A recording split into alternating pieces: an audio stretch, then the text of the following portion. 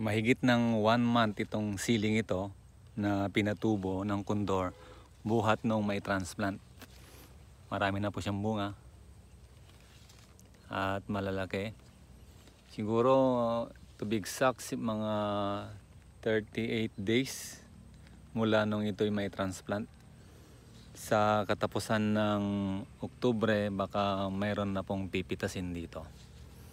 Ito po yung siling alagang 3K, chelated calcium, power grower, at iba pang mga abono kagaya ng Nitrabor at saka yung winner.